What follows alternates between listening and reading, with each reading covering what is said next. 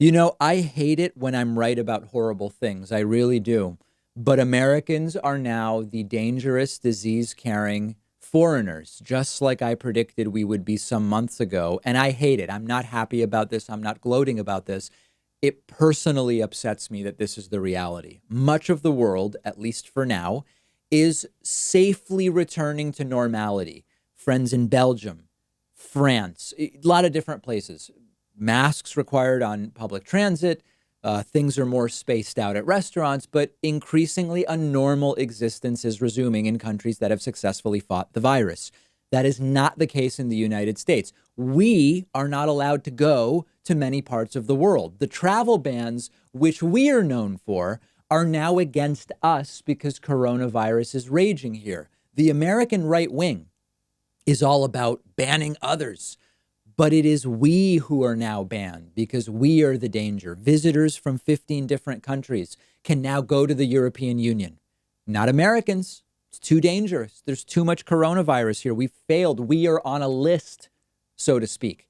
The American right has been demonizing others as those who, like Tucker Carlson said on his Fox News program some months ago, immigrants make our country dirtier and poorer. That was Tucker Carlson. Well, the American right has said it's foreigners who bring disease. The American right has said we need to stop them from coming here.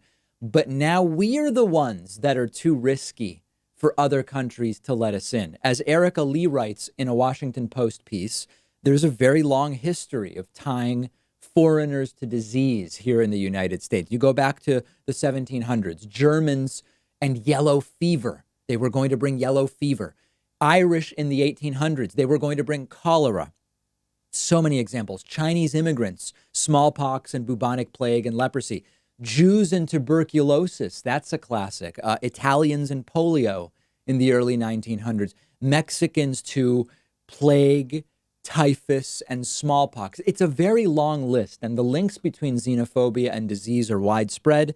They're long lasting, and we've seen much of the same more recently with coronavirus. And so understand that Chinese flu, Wuhan flu, Kung flu, as Donald Trump has repeatedly called it, all of that stuff, it's just more of the same. This is not new. We've seen this in the U.S. since the 1700s. And of course, yeah, the virus originated in China. And yeah, China lied. And yes, China should be held accountable. But every country dealt with a virus that originated in China. Most countries dealt with that virus that originated in China far better than we did. So much better, in fact, that we are now banned from many of those countries. It's an embarrassment. The virus is exploding in huge parts of this country. Again, a single day case record yesterday.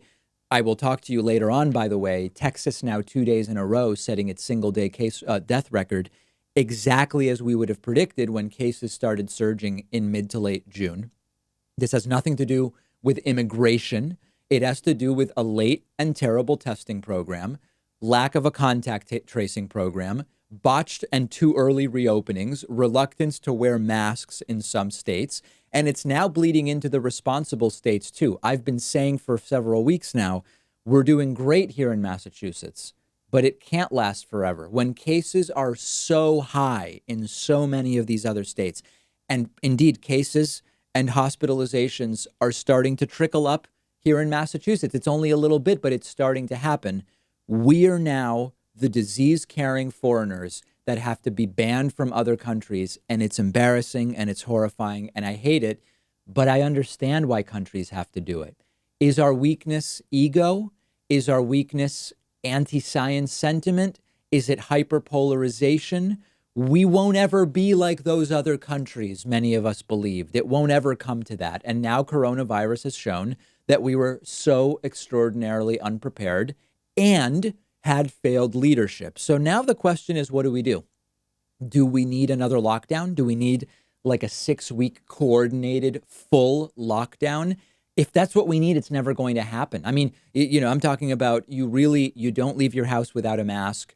You really don't go anywhere other than for essential trips, grocery store or whatever the case may be.